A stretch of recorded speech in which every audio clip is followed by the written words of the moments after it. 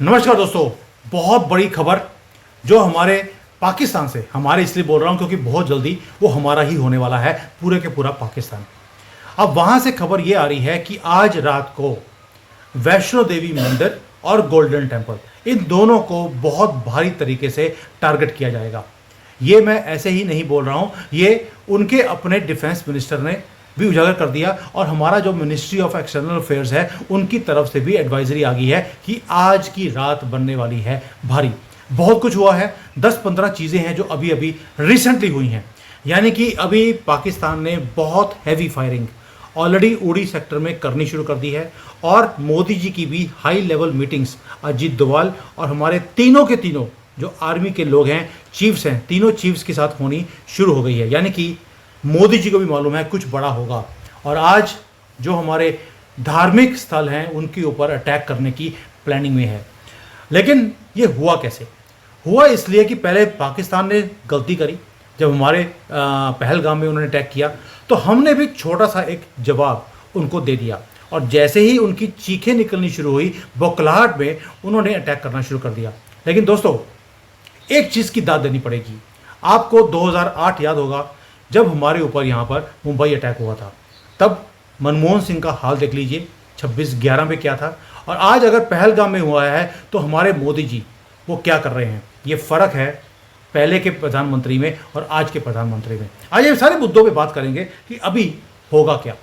Reason ये है, पाकिस्तान के डिफेंस मिनिस्टर ने बोल दिया कि next few hours Pakistan is going to give a surprise gift to Bharat and to the whole world. अब इसका मतलब क्या है, इस सब चीज़ों के ऊपर डिस्कस करेंगे मंजरी जी एंड संजीव जी के साथ। बहुत ज़्यादा हमने पहले भी इसके ऊपर चर्चा करी है, आज करनी ज़रूरी है क्योंकि आज की रात भारी है। मंजरी जी, संजीव जी, दोनों को जय सिया राम। जय सिया राम। जय श्री राम।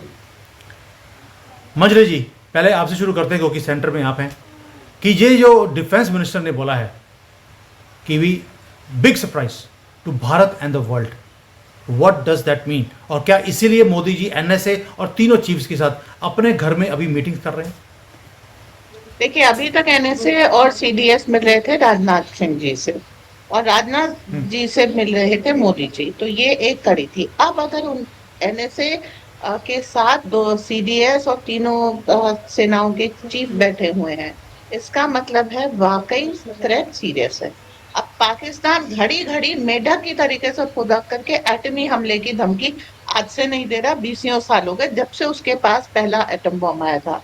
तो what ever deep state did, जिसने भी भारत के कंपैरिजन में पाकिस्तान को ये न्यूक्लियर बॉम्ब्स दिए हैं, they made the biggest mistake. अगर इंडिया को ये सबक सिखा रहे होते तो मैं मानती कि ये वैष्णो देवी मंदिर पे, जैसे कल इन्होंने बहुत अटैक करने की कोशिश की जिसको फॉइल किया गया, फिर अमृतसर पे, अब ये सारे सिख जो है पाकिस्तानियों को अपना बाप मानते हैं और पाकिस्तानी उन्हीं के हरमंदिर को बॉम्ब करना चाह रहे हैं, जिसको ये अब गोल्डन टेम्पल कहने लग गए। तो ये बेसिक इनका है कि अगर भारत को सबक सिखाना होता तो ये दोनों मंदिर काफी थे। और एक समझ लीजिए कि इससे पहले भी इन्होंने जब धमकी दी है तो इन्होंने अयोध्या के राम मंदिर के लिए दी है कि हम वहां पर बाबरी तामील करेंगे। तो हर बार जब ये बात करते हैं, आज भी इस कौम की मेंटालिटी हमारे मंदिरों को तोड़ने से आगे नहीं बढ़ पाई है। आज भी उसी जगह कैद हैं ये लोग कि हर बार जब हिलेंगे तो कोई मंदिर तोड़ेंगे, चाहे वो हरि मंदिर हो, भले ही आप उसे गोल्डन टेम्पल कह लीजिए, चाहे वैष्णो देवी मंदिर हो और अयोध्या, तीन धामों के ऊपर तो हम देख रहे हैं इनकी पैनी नजर है। लेकिन अब भारत को ये सबक सिखा सकते हैं। अगर इन्हें एंड द वर्ल्ड कहा है तो केवल एक मतलब है कि अब ये एटमी छलांग लगाएंगे। तो अब भारत के पास केवल दो ऑप्शन है, या तो हम इनके एटमी हमला झेलें, आसमान में भी अगर हमने उसे निरस्त किया तो वेस्ट तो पूरी दुनिया में जाएंगी, या फिर हमारे पास दूसरा है कि हम इनके एटमी हथियार रिकवर कर लें, जो अभी इतनी जल्दी पॉसिबल नहीं है। तीसरा ऑप्शन ये है कि वो एटमी हथियार इन्हीं के आप फोड़ दो। उसके अलावा हमारे पास कोई ऑप्शन नहीं रह जाता। अगर आप एक सिंपल बैलिस्टिक मिसाइल भी आपकी ब्रह्मोस वहां पे मार ले जिसपे कोई पेलोड नहीं होगा, तो वो भी आप एक तरीके से मानिए कि काफी हद तक जो है, मतलब न्यूक्लियर पेलोड नहीं होगा, तो भी ये सेल्फ न्यूक हो जाएंगे क्योंकि इनके एटमी हथियारों के कोऑर्डिनेट भारत के पास हैं। और और बाकी काम टीटीपी कर दे रही है, कुछ काम जो है आर्मी के खुद के वो पर्सनल कर रहे हैं, और बाकी बचा हुआ काम इनके रिटायर्ड मिनिस्टर वगैरह जो पाकिस्तान से बाहर हैं वो कर रहे हैं।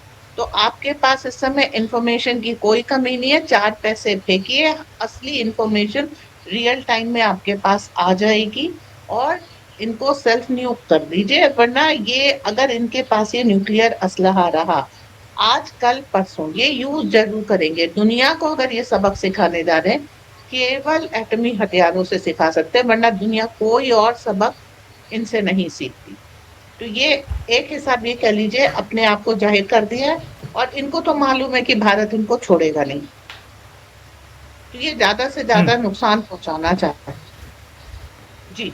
मंजरी जी, जैसे मंजरी जी ने बोला अभी, संजीव जी, ये हमारे जो एमईए है, मिनिस्टर ऑफ एक्सटर्नल अफेयर्स, उनकी प्रेस ब्रीफिंग में बोला गया कि भाई 36 जगह थी जहां पर पाकिस्तान ने हमारे ऊपर ड्रोन्स के थ्रू, जो कि तुर्की के बने हुए थे, उसके साथ इन्होंने हमारे ऊपर अटैक किया।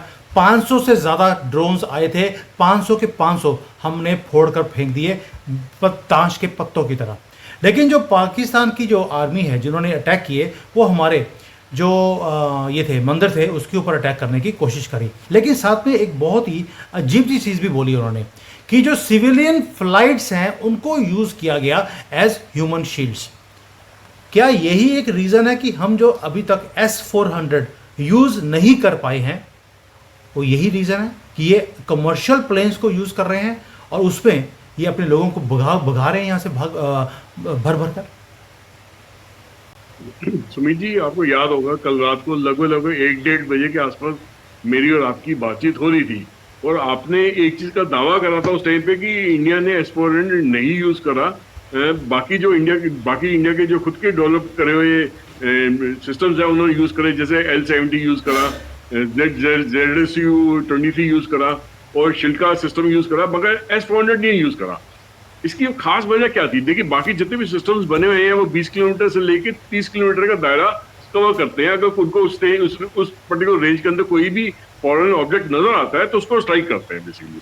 S-400 basically 400 kilometre and beyond जितना होता है उसमें वो ज्यादा कामयाब है, उसकी क्षमता को पूरी तरीके से इस्तेमाल करने में। अब कल कुछ ऐसी हरकत हुई है जहाँ पे इनको S-400 किसी खास वजह से इन्होंने इस्तेमाल नहीं करा। क्या हुआ कि जब पाकिस्तान के दुनिया भर के ड्रोन जो इंडिया पे आ रहे थे, उसी वक्त हमारे जो फॉरेन मिनिस्टर हैं एस जयशंकर, वो पूरी दुनिया में फोन करके उसके बारे में जानकारी दे रहे थे कि इस तरीके से उन्होंने पाकिस्तान हमारे पे हॉस्टिलिटीज कर रहा है, और अगर इन्होंने इस चीज को नहीं बंद करा तो हमें ऑल आउट वॉर के लिए जाना पड़ेगा। तो उन्होंने यूके यूरोपियन यूनियन को बताया, इटली के प्राइम मिनिस्टर को बताया, यूएसए में बताया, और उन्होंने सऊदी अरेबिया को भी बताया। सऊदी अरेबिया ने कहा कि ठीक है, मैं एक कोशिश करके देख सकता हूं।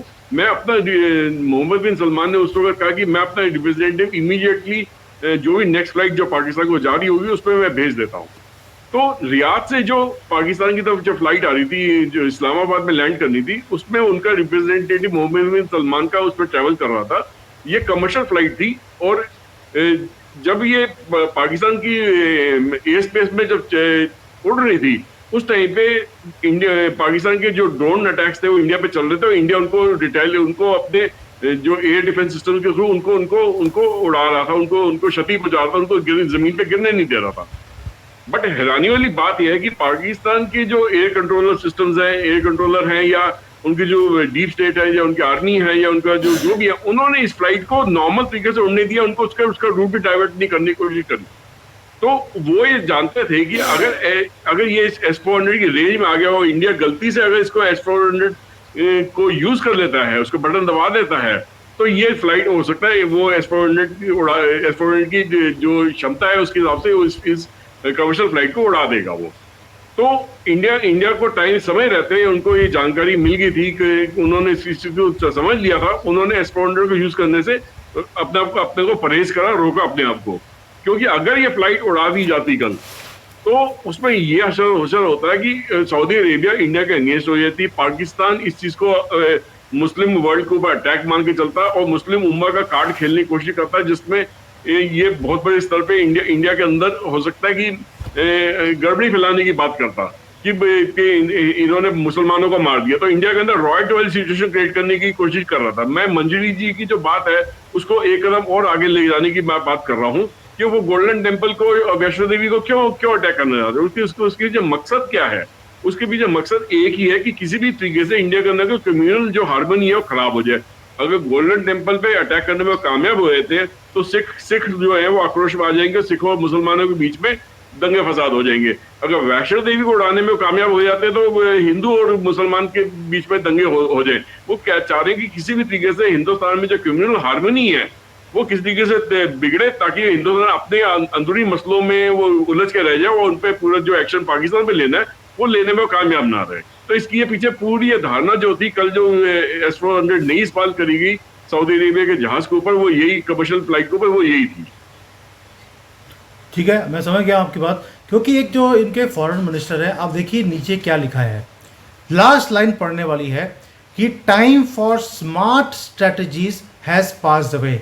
यानी कि कल जो इन्होंने हरकत करी कि गोल्डन टेम्पल पे, वैष्णो देवी पे अटैक किया, वो नहीं हुआ, तो इन्होंने सऊदी जो प्लेन था उसको क्रैश करवाने की कोशिश करी है। अब उन्होंने बोल दिया कि अब हमें मिलिट्री एक्शन लेना पड़ेगा और ऐसा डिसीजन लेना पड़ेगा। अब ये स्मार्टनेस के काम जो इन्होंने 2 दिन में स्मार्ट खेलने की कोशिश करी, जो ऐसे आप बोल रहे हैं, वो इन्होंने कंफर्म भी कर दिया है। ये लोगों को समझना चाहिए।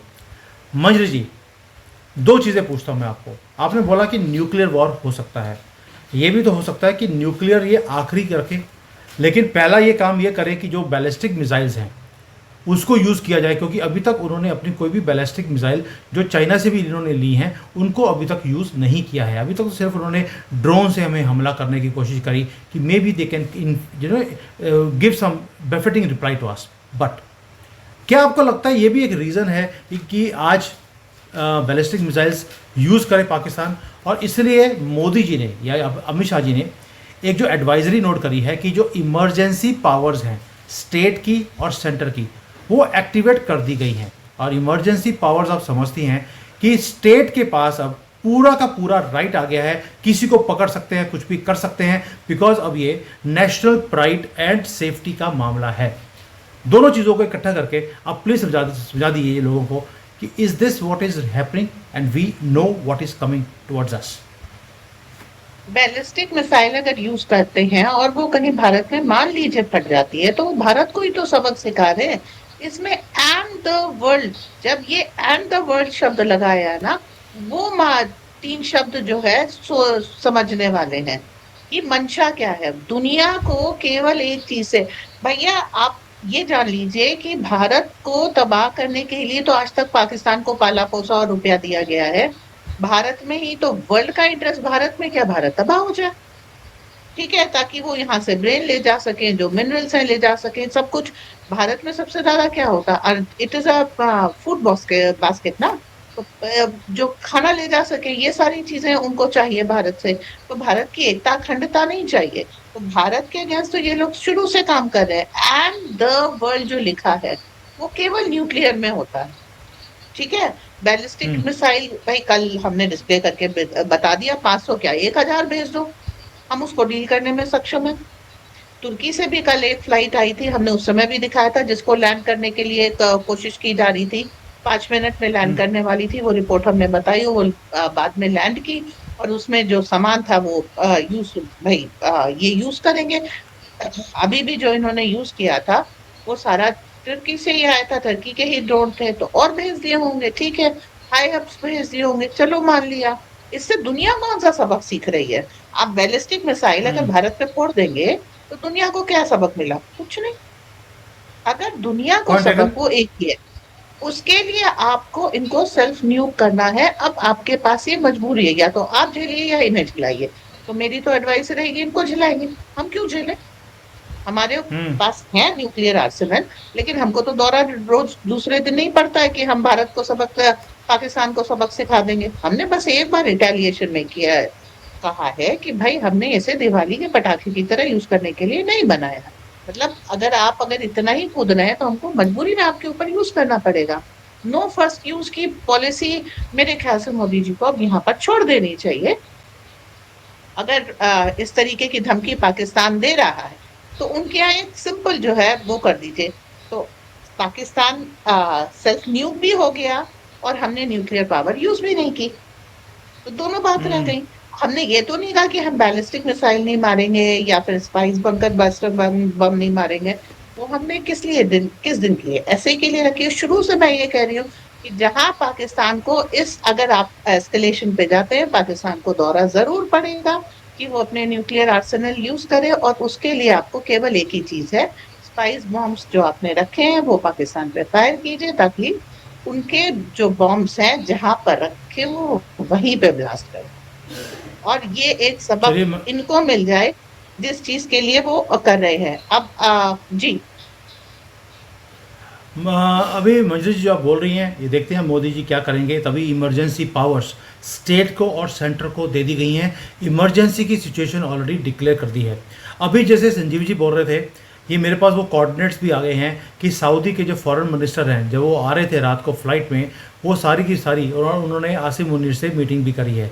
यानी कि कल जो बहुत लोग बोल रहे थे कि आसिम मुनीर को तख्ता पलट हो गया है, वो कुछ भी नहीं था, सिर्फ सेंसेशंस और व्यूज़ लेने के लिए लोग बोल रहे थे। हमने कल भी बोला था कि ये कंफर्म न्यूज़ नहीं है, ये न्यूज़ था भी नहीं, इट वॉज जस्ट किसी ने यूट्यूब के ऊपर अपने अपने आप को महान दिखाने के लिए ये काम किया था।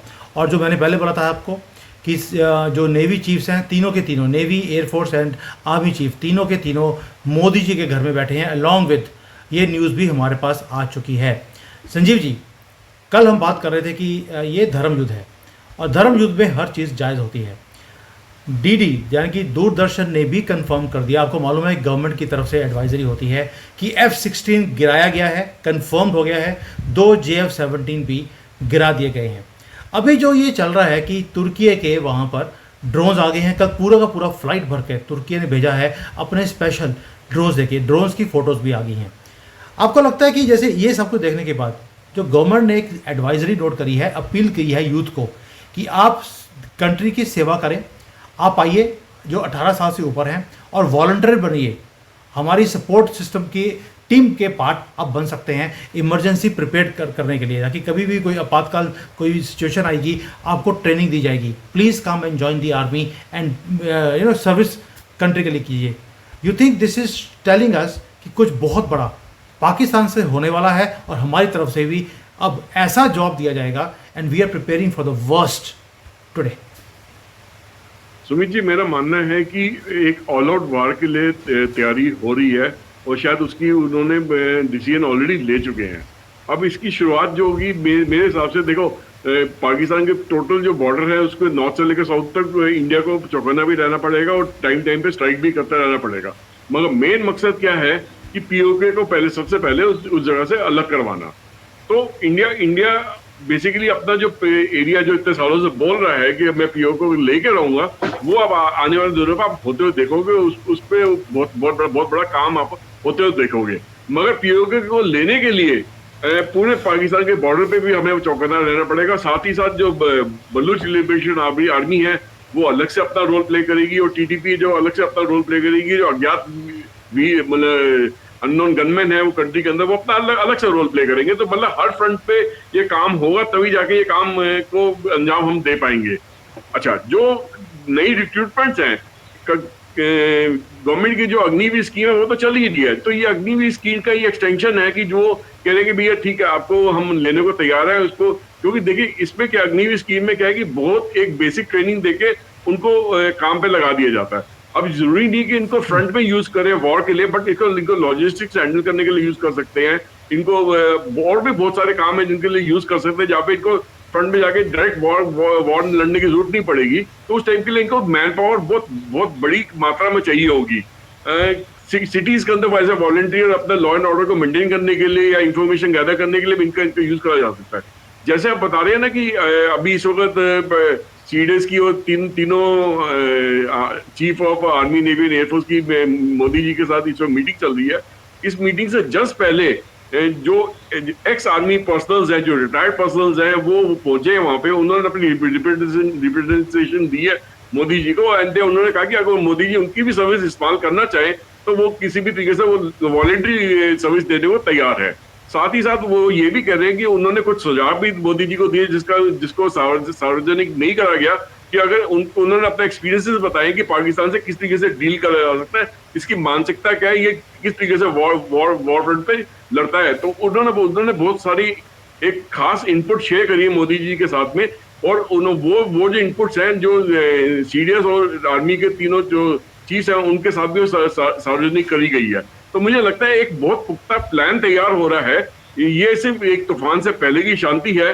पाकिस्तान अपने आप को बचा सकता है तो बचा ले, मगर उसका आखिर जो भूगोलीय क्षेत्र, सुमित जी आप पाकिस्तान का देख रहे हैं इस वक्त, जब तक ये पूरा युद्ध खत्म होगा, पाकिस्तान उस भूगोलीय क्षेत्र के हिसाब से आपको नजर नहीं आएगा।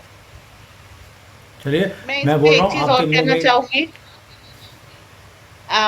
तालिबान को अभी तक हमने कोई वो नहीं दिया है, वो हमेशा से भारत के साथ आकर के पाकिस्तानियों को सबक सिखाने में इंटरेस्टेड है। तो हम जब भी बात करें, ना हम पश्तूनों की बात करें ना हम तालिबानियों की बात करें, अगर हम उस फ्रंट को भी एक्टिवेट कर देते हैं तो पाकिस्तान के लिए मतलब वो वही अ, अम्मा चली भुनाने वाला हाल हो जाएगा। क्योंकि फिर ये कहाँ और किस फ्रंट से और किस किस से लड़े, ये समस्या आन पड़ेगी। जी सुमित जी मैं एक चीज और बिल्कुल सही है। बोलना चाह रहा हूँ इसके आगे। या बोले बोले बोले। इससे पहले कि आप अपना अगला सवाल पूछिए, मैं एक चीज और बोलना चाह रहा हूँ कि यहाँ से आगे पाकिस्तान समझ नहीं पाएगी कि उसको कहाँ से अटैक हो रहा है और कहाँ से अटैक नहीं हो रहा। वो पूरी तरह कंफ्यूज हो जाएगा। उसको इतने लेवल पे हैंडल करा जाए, इतने ज्यादा फ्रंट्स पे हैंडल करा जाएगा, इतने ज्यादा लेवल पे हैंडल करा जाएगा। देखिए, जो आप बोल रहे हैं बिल्कुल सही है। कई लोग बोल रहे थे कि चाइना पाकिस्तान का सपोर्ट करेगा, मैंने बोला था नहीं करेगा, नहीं किया। लोग बोल रहे थे कि बांग्लादेश वो पाकिस्तान का सपोर्ट करेगा, आपको दिखा देते हैं। ये एक पागल है जिसने बोला था कि मैं 7 सिस्टर्स को अलग कर दूंगा। अब उसको बोला गया कि भाई पाकिस्तान के साथ युद्ध शुरू हो गया है, 7 सिस्टर्स। वो कहता जी क्या 7 सिस्टर्स, मैं तो अपनी जो 7 बहनें हैं उसकी बात बोल रहा था, इसके तोते उड़े पड़े हैं। तो पाकिस्तान के साथ दुनिया में कोई भी खड़ा नहीं हो रहा। बांग्लादेश ने भी अपनी स्टेटमेंट्स को चेंज कर दिया है। अब आते हैं, आपने बोला कि बलूचिस्तान, तो बलूचिस्तान की हमें हेल्प करनी चाहिए। आपको मैं छोटा सा सीन दिखाता हूँ। ये बलूचिस्तान से वीडियो आया है। पाकिस्तान की आर्मी, देखिए सारे आर्मी के लोग भाग रहे हैं, अपनी अपनी चौकियां छोड़कर अपनी वैन को लेकर वो भाग गए हैं और लोग डंडे लेकर उनके पीछे दौड़ रहे हैं। ये नॉर्मल पब्लिक का हाल है बलूचिस्तान के अंदर। उन्होंने बोल दिया है सुअरों को बाहर निकालो, सुअर वर्ड उन्होंने यूज़ किया है। ये मेरे वर्ड्स नहीं है, मैं इनको इस वर्ड से कभी भी बोलता नहीं हूँ। ये हलाला से पैदा हुए हुए लोग। मंजरी जी, बलूचिस्तान में ऑलरेडी अपनी डेक्लेरेशन कर दिया है इंडिपेंडेंस का। उन्होंने बोल दिया कि we are a separate country, और आज उन्होंने बोला है कि they are going to use the United Nations charter. वो यूनाइटेड नेशंस में अपना दावा भी बोलने वाले हैं। और उन्होंने अपील किया है भारत की गवर्नमेंट को कि सबसे पहले जो एम्बेसी खुलेगी उनकी, वो भारत में खुलेगी। How big is this statement? क्या इसी से बौखलाहट में आकर जो पाकिस्तान बोल रहा है कि ये आज जो जवाब देंगे हमें, it will be the biggest ever in the world? इस चीज से पाकिस्तान बहुत डर रहा था। देखिए बलूचिस्तान में सारे गैस के कुएं हैं, पाइपलाइंस हैं। बलूचिस्तान में बैरिक गोल्ड निकाल रहा है, वो कनेडियन कंपनी है। तो बलूचिस्तान में काफी सारी स्ट्रेटेजिक ऐसी है। तो अगर बलूचिस्तान पाकिस्तान से निकल जाता है तो पाकिस्तान एक लैंडलॉक कंट्री बन जाएगा। सिंध भी अलग होगा, बलूचिस्तान अलग होगा, तो ऐसा नहीं है कि सिंध अलग होने की कोशिश नहीं करेगा। तो और वैसे भी हमने नाथूराम गोडसे की जो अस्थियां संभाल के रखी हैं, जो हमें सिंध आने पर विसर्जित करनी है। तो मोदी जी के कंधों पर ये भार भी है। तो पाकिस्तान को हम बहुत हद तक जो है वो कर देंगे और लैंडलॉक हो जाएगा। बलूचिस्तान के अलग होने से पाकिस्तान बहुत डरता है, क्योंकि मेजर इनकम बलूचिस्तान से आती है। फिर ईरान से जो उसका कनेक्शन है वो टूट जाएगा। तो फिर जो है पेरीफेरी में पाकिस्तान के कोई भी फ्रेंडली नेशन नहीं रह जाएगा। सबसे पाकिस्तान ने आउट ऑफ द वे जाकर के दुश्मनी मोली है। पाकिस्तान इस चीज से बहुत ज्यादा डरता है। और अमेरिका भी इस समय चाह रहा है, सपोर्ट कर रहा है कि बलूचिस्तान पाकिस्तान से अलग हो जाए। तो इस बार इक्वेशन बिल्कुल फर्क है। और अगर भारत बलूचिस्तान को मान्यता देता है तो अमेरिका पीछे नहीं रहेगा। अमेरिका ने मान्यता दी, मतलब यूएन ने मान्यता दी, फिर विश्व के बहुत सारे देश बलूचिस्तान को मान्यता दे देंगे और इसका इफेक्ट दूरगामी है। पाकिस्तान की मतलब एक तरीके से बांग्लादेश निकल चुका है, फिर से टूटेगा, बहुत ज्यादा बेइज्जती होगी और इससे खैबर पख्तूनख्वा को ज्यादा बल मिलेगा। और टीटीपी, उसके तो शौर्य की सीमा नहीं रहेगी और वो पाकिस्तानी पंजाब के अंदर है। जब भी मैं टीटीपी की बात करती हूँ तो एक चीज अंडरस्टूड होनी चाहिए, टीटीपी पाकिस्तानी पंजाब के अंदर एक्टिव है और वो इमरान खान को छुड़ाने की एक कोशिश कर चुकी। तो अगर जो है हम्म। उसका दूरगामी परिणाम क्या होगा कि वो इमरान खान को अगर बाहर निकाल लाए तो पाकिस्तान में तुरंत सत्ता के दो धड़े हो जाएंगे, पाकिस्तानी पंजाब में। और ये उनके लिए और ज्यादा घातक सिचुएशन हो जाएगी कि अब सत्ता के दो धड़े हैं। इमरान खान बहुत बुरा झेले ऑफ लेटली और वो जैसे ही सत्ता में अब आकर के जो है अपना दावा पेश करेंगे और शहबाज शरीफ के लिए उस समय और ज्यादा प्रॉब्लमेटिक कंडीशन हो जाएगी। तो धीरे धीरे इस तरीके से ये चीजें फैलने लग जाएंगी और वाकई पाकिस्तान पंजाब को ये नहीं समझ में आएगा दोस्त कौन है दुश्मन कौन है। अभी आप देखिए इनके आर्मी जनरलों के घर सुरक्षित हैं और टीटीपी को हम्म। अगर इमरान खान मिल गए तो वो घर सुरक्षित नहीं रहेंगे, उनके बिजनेस इंस्टॉलेशंस वो सुरक्षित नहीं रहेंगे और तब आदमी को पड़ेगी असली चोट। ये जो बलूचिस्तान में जो जनता मारी जा रही है इससे यहाँ वहां के जनरलों को कोई फर्क नहीं पड़ता, दे वर डिस्पोजेबल। और इसी कारण ये लोग अपने देश के लिए और अपने ऐसे जनरलों के लिए लड़ नहीं रहे थे, अपनी जान बचा रहे थे। अब जो है मुसीबत इनके लिए कई फोल्ड बढ़ेगी। तो हम उनकी राजनीतिक परिस्थिति वगैरह सबका फायदा उठा करके इसको बहुत ज्यादा वो करेंगे, लेकिन फिर भी अगर उन्होंने कुछ मिसएडवेंचर प्लान कर लिया है तो उसकी खबर उन्हीं के लोग हमको समय रहते दे देंगे। टफ डिसीजन हम्म। लेने पड़ेंगे, उसके लिए मोदी जी तैयार हो गए हैं। और जो आपका एक क्वेश्चन था इमरजेंसी में, ये जो बच्चे बुलाए जा रहे हैं, जैसे मान लीजिए इमरजेंसी हॉस्पिटल में ले जाना है आपको, ज्यादा वैन्स की जरूरत पड़ेगी, ड्राइवर की जरूरत पड़ेगी, ब्लड डोनेशंस की जरूरत पड़ेगी, फायर ड्रिल्स के लिए जरूरत पड़ेगी और जो रसद पानी ले जाना है उन सब की जरूरत पड़ेगी, लोगों को गाइड करना है, किसी भी इमरजेंसी से डील करना है, उन सब के लिए बच्चे बहुत अच्छी तरीके से जल्दी सीखते हैं और एक्लेमेटाइज होकर के दूसरों की हेल्प सेल्फलेसली बहुत करते हैं। इसलिए जो यूथ बुलाई जा रही है, एक इस समय मदद करेंगे, दो भविष्य के लिए ट्रेन हो जाएंगे। तो हम्म। अच्छा, इस एज के बच्चों को थोड़ा सा थ्रिल का अच्छा लगता है, तो वो थ्रिल उनको रियल लाइफ थ्रिल जो है मोदी जी देने का प्लान कर रहे हैं। तो आप उस तरीके से देखिए, खाली लड़ना ही नहीं होता है, सप्लाई चेन मेंटेन करना भी इक्वली इम्पोर्टेंट होता है और वो मोदी जी इन बच्चों को सिखाएंगे। जी मंजरी जी, मुझे इस बात की खुशी है कि पाकिस्तान ने हमारे साथ युद्ध शुरू कर लिया, क्योंकि लोगों ने अब कुछ मांगना शुरू कर दिया है मोदी जी से। लोगों ने बोला है कि हमें फ्री में बिजली पानी कुछ नहीं चाहिए, अब हमें बस दिल मांगे मोर वाला काम है कि अब पाकिस्तान का क्रियाक्रम आप कर दीजिए, इसकी 13वीं अब हम देखना चाहते हैं। यानी कि अब जो हमने शुरू किया था आज कि ये एक बहुत बड़ा अटैक वैष्णो देवी के ऊपर और हमारे मंदिरों के ऊपर, गुरुद्वारों के ऊपर आज करने की कोशिश की जाएगी। और पाकिस्तान की तरफ से बिग सरप्राइज एलिमेंट उन्होंने डिक्लेयर कर दिया है कि अगले कुछ घंटों में, वैसे तो युद्ध में कोई बोलता नहीं है, लेकिन आपको पता है कि ये लोग इतने बड़े बेवकूफ़ हैं, इन्होंने पहले ही हमें बता दिया कि हम बहुत बड़ा कोई अटैक भारत के ऊपर करने वाले हैं और ये एक डिसाइसिव रिटेलिएशन होगा। जो चालाकी वाला काम ये हमारे साथ करना चाहते थे वो सारी चीज़ें फेल हो चुकी हैं। इसीलिए हमारे कंट्री में इमरजेंसी जैसी सिचुएशन है, सेंटर और स्टेट के पास पूरी पावर्स हैं कि वो अपनी एक्सरसाइज कर सकते हैं पावर्स को। यानी कि अब ह्यूमन राइट्स नहीं है, लेकिन अभी भी उल्टे सीधे काम भारत में होते जा रहे हैं।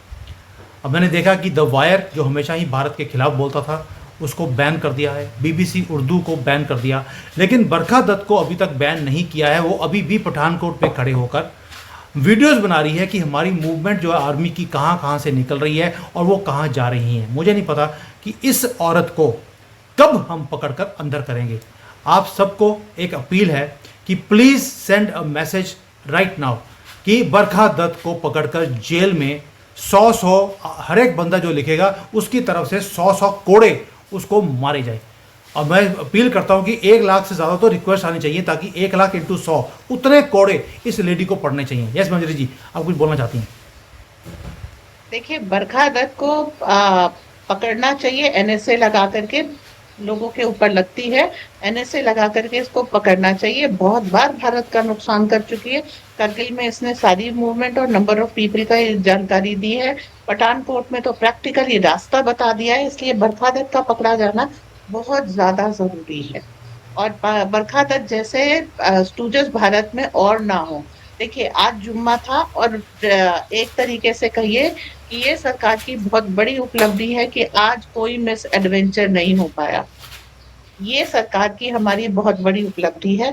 जुम्मा शांति से निकल गया ये, लेकिन हाँ, अभी सैटरडे और संडे 2 दिन आपको और वॉच करना है, ताकि ये शांति जो बनी थी वो बनी रहे।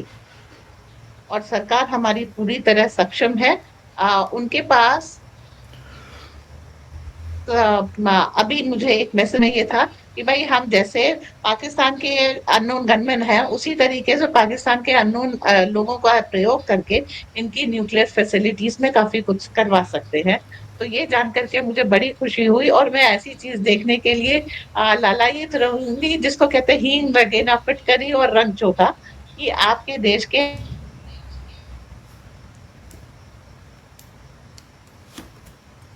शायद उनका हैंग हो गया। सुमित जी, लोग सुमित जी आपने अपने उन वैल्यूएबल एसेट्स, अगर जी जी, चलिए अगर अभी ऐसा हो इसको वाइंड जाता अप है करते हैं। तो वो हमारे लिए सुमित जी, एक बात बोलना चाह रहा जी। था मैं कि आपने एक चीज नोटिस करी कि पहले 2 दिन, मतलब आज तीसरा दिन चल रहा है इस युद्ध का।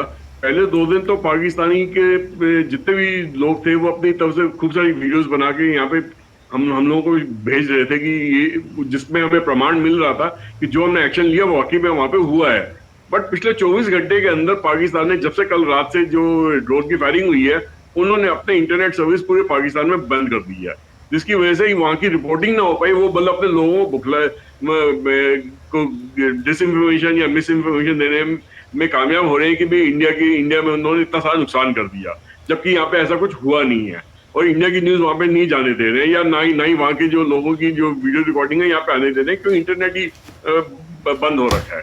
तो शायद ये जो जिन लोगों ने रिकॉर्डिंग करी होगी, वो वाया जब इंटरनेट ऑन होगा वहां पे, तो हो सकता है कि हमारे यहाँ पर बहुत सारी वीडियो एक साथ में भरमार में आ जाए आने वाले 1 या 2 दिन में। बट पाकिस्तान कोशिश करेगी ये चीज ना होने पाए। बट शायद वो घबरा रही है इस चीज से कि उनकी असलियत सामने आ जाएगी, कि और उन्होंने जो क्लेम करा वो उसके अंदर कोई सच्चाई नहीं रहेगी। शायद इस चीज से घबरा रही है वो। देखिए, अब देखते क्या होता है। मुझे एक बात का बिल्कुल क्लैरिटी है कि ये जो तस्वीर है ये एक्चुअल में पाकिस्तान के साथ हो रही है आज की डेट में। हमारे वहाँ पर ड्रोन्स भी और मिसाइलें भी इसी तरह से, कभी मुनीर के और कभी शहबाज शरीफ के। वैसे तो कल शहबाज शरीफ के तो घर के बाहर भी ऐसे ही हुआ था, आज लगता है कि घर में ना कहीं घुस जाए। और जैसे इस तस्वीर में दिखाया, अगर ऐसा हो जाए तो बल्ले बल्ले है। लेकिन पाकिस्तान है, उन्होंने भी धमकी दिया है। अभी 2 दिन से धमकी दे रहे थे, कुछ हुआ नहीं।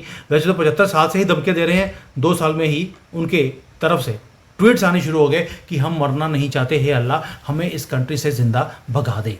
तो अब देखते हैं आगे आज रात को क्या होगा, हमारी नज़र बनी रहेगी। अगर लेट नाइट भी कोई भी इम्पॉर्टेंट न्यूज़ आएगी, मंजरी जी को और संजीव जी को मैंने बोल दिया, आज की रात सोना नहीं। और ये अपील आपसे भी है कि जो भी कुछ होगा we will come live again, because ये नेशनल प्राइड का मामला है और हमारे सभ्यता का मामला है, और देश कंट्री के लिए ऑलवेज अवेलेबल।